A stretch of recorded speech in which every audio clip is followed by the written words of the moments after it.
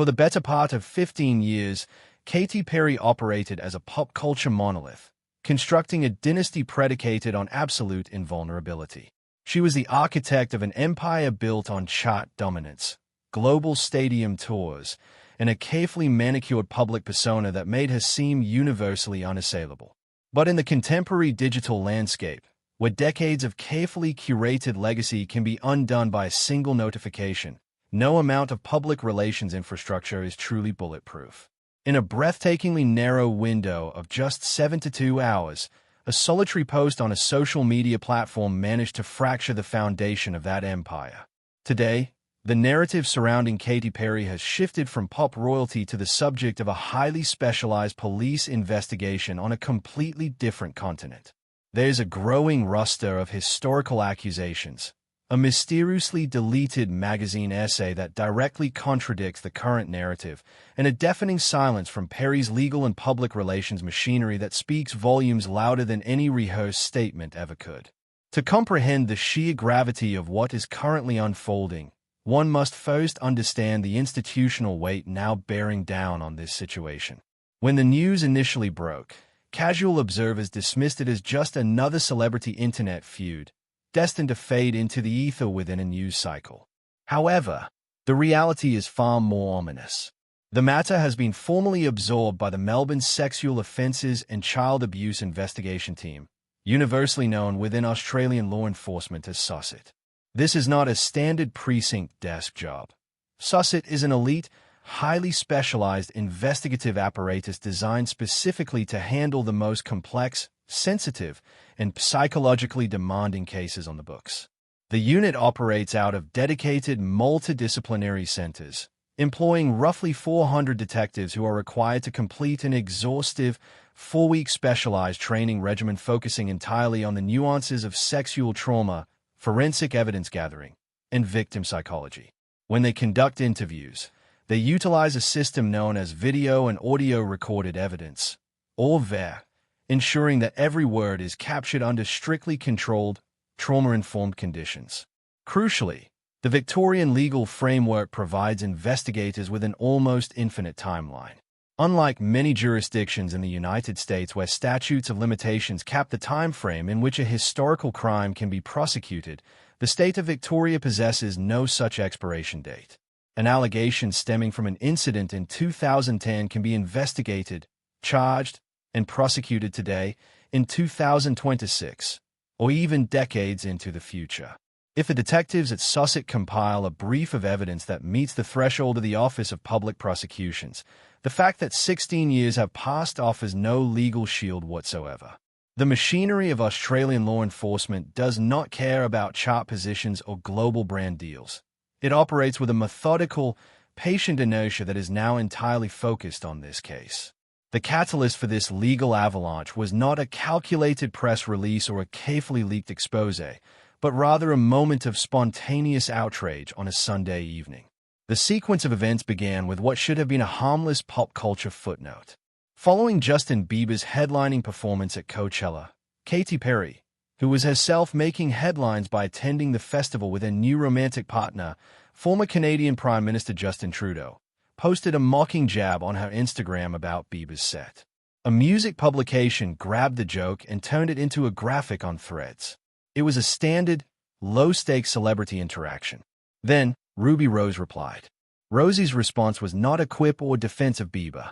It was a grenade thrown directly into the center of Katy Perry's world. Rose publicly accused Perry of a severe, specific act of sexual misconduct that allegedly occurred at the Spice Market nightclub in Melbourne. In subsequent posts, Rose provided harrowing, graphic details, claiming she was lying on a friend's lap trying to avoid Perry when Perry allegedly pulled her clothing aside and rubbed her exposed body in Rose's face until Rose woke up, subsequently vomiting.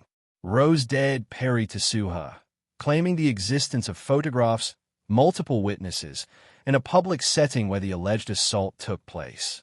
Less than 48 hours after that digital detonation, Rose walked into a Melbourne police station, formalized her account into an official report, and effectively handed the keys of Katy Perry's fate to SOSIT. Perry's camp did eventually break their silence, But the nature of their response revealed a profound understanding of the legal battlefield they are now forced to fight on. The statement released by Perry's representative was brief, but every syllable was surgically chosen. By describing Rosie's claims as categorically false and dangerous and reckless lies, and by explicitly highlighting Rose's well-documented history of making serious public allegations, the statement was not written for the court of public opinion. It was drafted for a courtroom in Australia. The reason for this hyper-specific legal phrasing lies in the fundamental difference between American and Australian defamation law. In the United States, the landmark Supreme Court case New York Times Company v. Sullivan dictates that a public figure must prove actual malice, meaning the speaker knew the statement was false or acted with reckless disregard for the truth.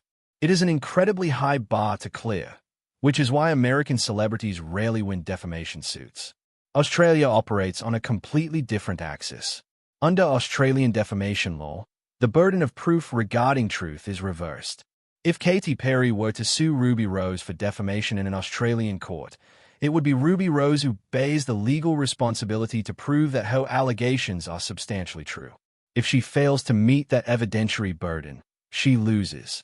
This reverse onus reality is precisely why Australia has become a highly favored forum for celebrities looking to aggressively litigate their public image.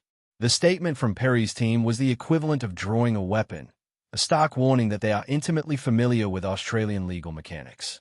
However, deploying that weapon comes with a massive, mutually assured destruction risk. Filing a defamation suit would immediately trigger the discovery process, forcing Perry's own internal communications, witness lists, and historical records into the harsh light of a courtroom. That risk is likely the only thing keeping Perry's lawyers from pulling the trigger. To fully grasp the complexity of the investigation, one must examine the physical and temporal environment where the alleged crime took place. In August of 2010, Katy Perry was in Melbourne riding the tidal wave of her upcoming teenage dream era. Earlier that evening, she had famously crashed a high school formal at the Grand Hyatt, a moment captured on camera and broadcast globally by TMZ. Afterward, the entourage moved next door to Spice Market, a massive, subterranean Moroccan-themed nightclub on Beanie Lane with a capacity of 600 people and an exclusive VIP section known as the Genie Bottle. According to the club's former management, Perry and Rose arrived together, accompanied by Perry's hair and makeup artist and a male friend of Rose. The manager described the night as chaotic, with Perry repeatedly running onto the main floor, before the group retreated to the VIP area to drink heavily. When it came time to leave, security, paranoid about paparazzi capturing the intoxicated stars, sneaked them out a backfire exit and into a waiting car. The manager claimed he had no awareness of any misconduct or anyone vomiting, a carefully phrased semantic denial, stating a lack of awareness rather than stating the event did not happen. That reads like a statement pre-cleared by legal counsel. The most damning logistical hurdle for any investigation is the fact that the crime scene no longer exists. Spice Market closed its doors permanently in January of 2016, just 3 months before Rosie's Threads post ignited the scandal. The ownership dissolved, staff dispersed, and the physical space was gutted. More critically, the evidentiary timeline from 2010 is a void. In that era, Australian nightlife venues utilized closed-circuit television systems that recorded over their own footage on a 30-day cycle. Any surveillance video of the VIP section from that night in August 2010 was permanently erased by September. Furthermore, the incident occurred in a bizarre temporal pocket. Instagram would not launch until October of that year. The incident happened in the fleeting gap between the old analog world of nightlife and the new digital reality where every moment is documented, geotagged, and backed up to a cloud.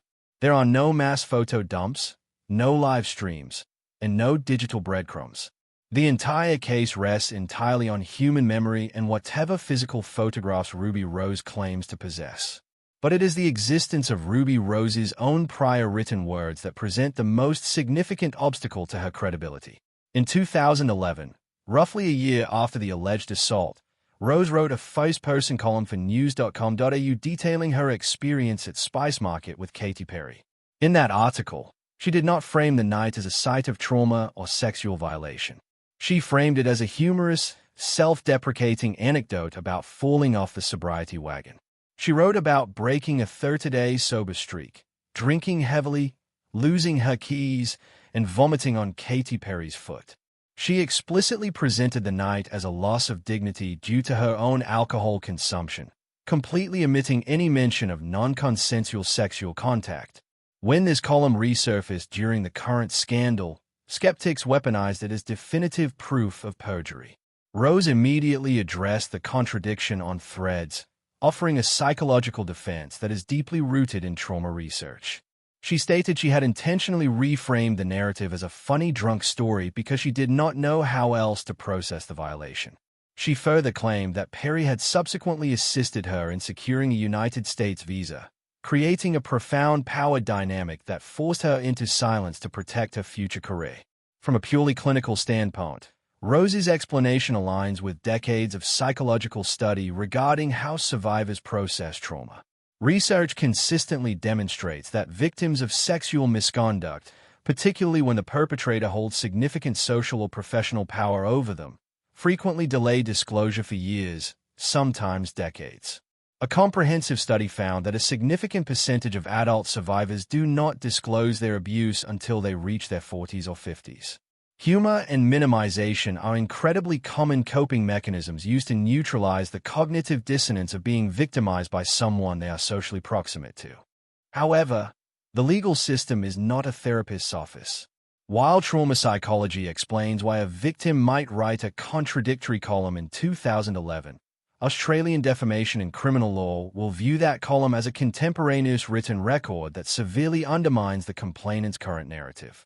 If this case reaches a courtroom, Perry's defense attorneys will hold that news.com.au article up to the jury as the definitive, unvarnished truth of that evening. They will argue that the 2026 accusation is a fabricated, retroactive rewrite of a night that was previously documented as nothing more than a drunken mishap. It does not legally disprove the assault, but it fundamentally